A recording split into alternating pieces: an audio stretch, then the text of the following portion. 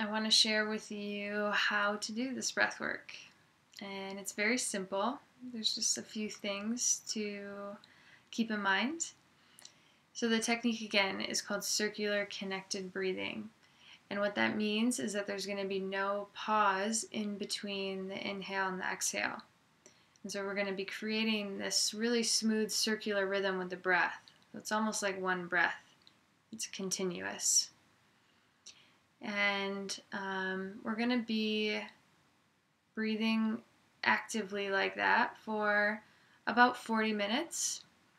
And it won't feel like that long because you'll be dropping into that really deep meditative state, that theta brain state, where the breath kind of takes over, not too far into it. And so how the entire journey will unfold is we'll have a relaxation in the beginning for about 5 to 10 minutes, just really relaxing the body and coming into a calm state. And then I will let you know when we'll go into the circular breathing, the active breath. And again, we'll be there for about 40 minutes. And then we'll go into a relaxation for about 15 minutes. And at that point, you should feel really awesome. You should just feel really content and pretty blissed out. Not always, but almost always. And so I want to talk about the breath, on how to do it. If you can just place one hand on your belly, one hand on your chest, you can follow me in this little demonstration. And we'll breathe into the belly first and then let it rise up into the chest like a wave. And on the exhale, it just comes out naturally. It's really relaxed. I like to even think of it as I'm just inhaling. There's no need to force the exhale out. So we'll start in through the nose and out through the mouth, making sure the jaw and the mouth are relaxed. So when our jaw is tense, which is really common with headaches, it acts as almost as a barrier right here energetically. So a lot of the energy gets trapped up here. So this can really help the energy flows of your body start to open up just by relaxing the jaw. All right, so we'll try the breath for just a minute together. And keep in mind, it's much more difficult to do this just jumping into it. When you're lying down, super relaxed, it's much easier. All right, so in through the nose, deep breath, relaxed exhale. We're going to be cutting off the exhale right at the end so that we can keep it in that circular pattern. So we don't want it like that yoga breath where the exhale really trails off, because that would be breaking the circle. So cutting off the exhale right at the end, going right back into the inhale. And so it looks like this.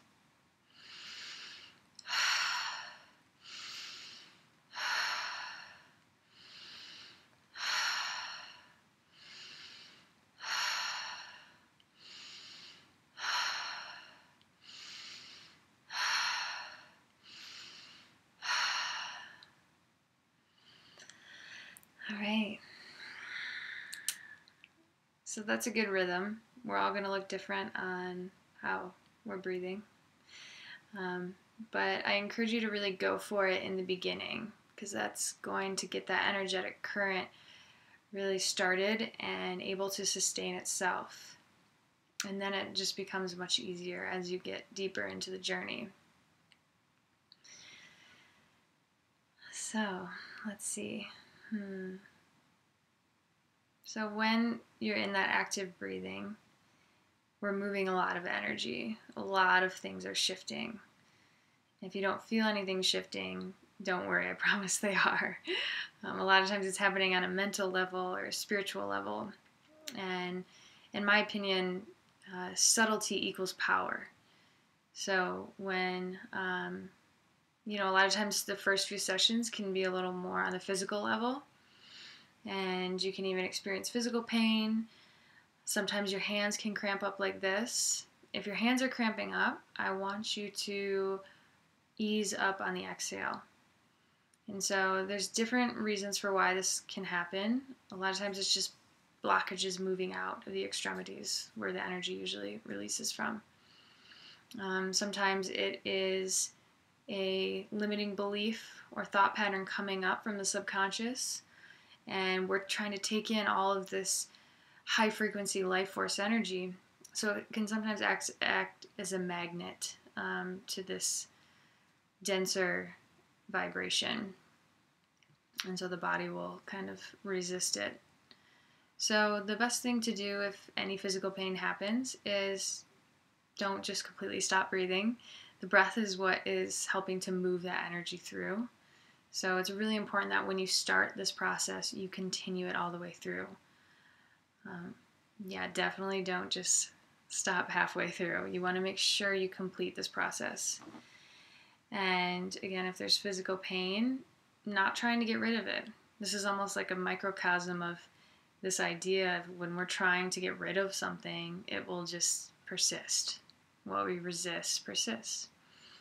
So just allowing it to be there, noticing it, feeling it, breathing space into it, and it always releases. If you really see the whole process through, it will always release, and you should feel really amazing at the end. And the pain definitely doesn't happen often. Sometimes it does, though. And, we're moving so much energy, so much emotion that you might just start bawling randomly and have no idea why. It's most likely from something when you were 2. So don't worry about what the story is. A lot of times that can kind of hold on to the energy when we start to identify with it. So just let your body purge however it wants to. Let it cry, let yourself laugh. You might shake. You also might get really hot or really cold. You could start dripping sweat. You could start shaking and be freezing cold. So definitely make sure you have a blanket, multiple blankets on hand. And just know that there's no right or wrong way of how this energy becomes in motion again. So embrace it all. Really tune into what am I resisting in this moment. Or there's different ways that we want to maybe check out. Maybe getting a drink of water or, whatever it is. A lot of times what happens in these breathwork sessions is a very accurate reflection of how we show up in our life. So a lot of times in the beginning sessions, it'll be more likely that we check out and kind of, just doze off.